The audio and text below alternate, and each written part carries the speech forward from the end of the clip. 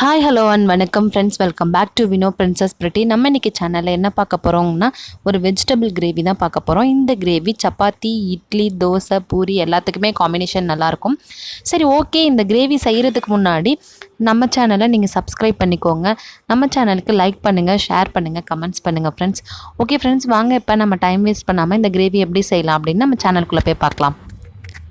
Okay, இப்போ இதுக்கு என்னென்ன வேணும் அப்படின்னு சொல்லிட்டு பார்த்தோம்னா, நான் வந்து ஒரு 4 பச்சை மிளகா, 2 கேரட் நறுக்கி வச்சுருக்கேன், 3 பீன்ஸ் நறுக்கி வச்சுருக்கேன், இஞ்சி பூண்டு வச்சுருக்கேன், 3 தக்காளி, 2 பெரிய வெங்காயம் கொஞ்சம் ரஃப்பாக கட் பண்ணி வச்சுருக்கேன்.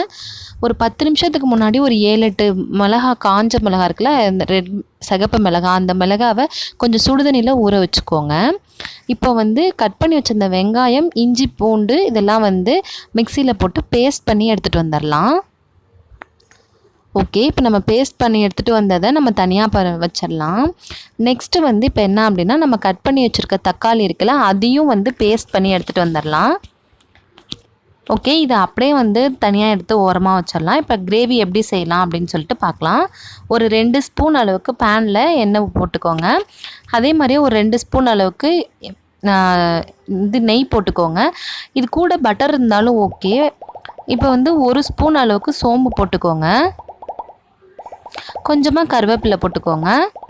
இது ரெண்டும் பொரிஞ்சு வந்ததுக்கப்புறம் நம்ம கட் பண்ணி வச்சுருக்கிற பச்சை மிளகா இருக்குல்ல, 4 பச்சை மிளகா சொன்னால அந்த பச்சை மிளகாவை நல்லா வந்து வதக்கி விட்டுட்டு, அது வதங்கினதும் நம்ம கட் பண்ணி வச்சுருக்க காய்கறிகள் எல்லாத்தையும், கேரட், பீன்ஸ் எல்லாத்தையும் போட்டுக்கோங்க. இதில் என்ன வேணுன்னா உருளைக்கிழங்கெல்லாம் கூட போட்டுக்கலாம், அது நம்மளுடைய சாய்ஸ் தான். காலிஃப்ளவர், உருளைக்கிழங்கு எது வேணாலும் போட்டுக்கலாம். இப்போ இதை நல்லா வதக்கி விட்டதுக்கப்புறம் நம்ம அரைச்சி வச்சுருந்தோம்ல இஞ்சி, பூண்டு, வெங்காயம் எல்லாம், அதையும் இதில் சேர்த்து நல்லா வதக்கி விட்டுக்கோங்க. இதெல்லாம் நல்லா வதங்கினதுக்கப்புறம் நம்ம எடுத்து வச்சுருக்க தக்காளி பேஸ்ட்டையும் இதில் போட்டு வதக்கி விட்டுக்கோங்க.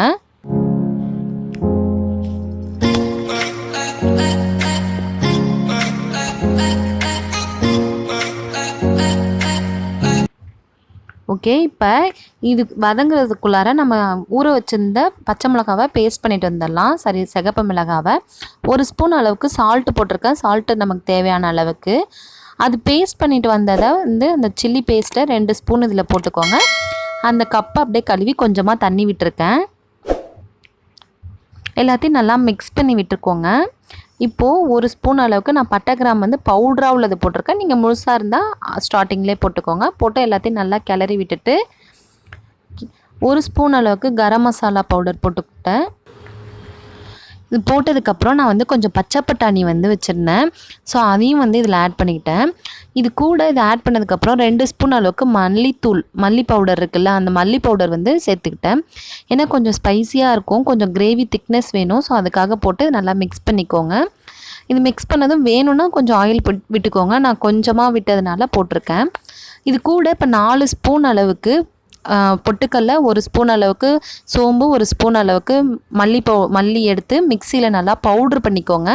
ஏன்னா இந்த கிரேவி வந்து திக்னஸ்க்காக வேண்டிய போட்டிருக்கேன். அதை நல்லா பவுடர் பண்ணிட்டு வந்ததை இதில் நல்லா வந்து சேர்த்துக்கோங்க. 2 ஸ்பூன் போட்டுக்கோங்க. நான் வந்து தண்ணியில் கரைக்காமல் அப்படியே போட்டுட்டேன். நீங்கள் தண்ணியில் கரைச்சி வேணாலும் போட்டுக்கோங்க. இது போட்டதும் கிரேவி வந்து திக்காயிடும். ஸோ ஸ்டவ்வை வந்து சிம்மில் வச்சுக்கோங்க. ஓகே, ஆல்மோஸ்ட் நம்ம கிரேவி ரெடி ஆகிடுச்சு. அவ்வளோதான் ஃப்ரெண்ட்ஸ், நம்மளோட வெஜிடபிள் கிரேவி ரெடி ஆகிடுச்சு. ஓகே, நான் இப்போ மாற்றிக்கிட்டேன், ட்ரான்ஸ்ஃபர் பண்ணிட்டேன் பாத்திரத்துக்கு. ஓகே ஃப்ரெண்ட்ஸ், நம்மளோட வெஜிடபிள் கிரேவி இப்போ ரெடி ஆகிடுச்சு. நீங்களும் இதை ட்ரை பண்ணி பார்த்துட்டு உங்களோட ஃபீட்பேக்கை நம்மளோட கமெண்ட் செக்ஷனில் மறக்காமல் தெரியப்படுத்துங்க friends. Okay friends, thank you for வாட்சிங் my channel. Thank you friends, next இன்னொரு வீடியோவில் பார்க்கலாம். தேங்க்யூ ஃப்ரெண்ட்ஸ், தேங்க்யூ வாட்சிங் my channel. Okay friends, bye bye.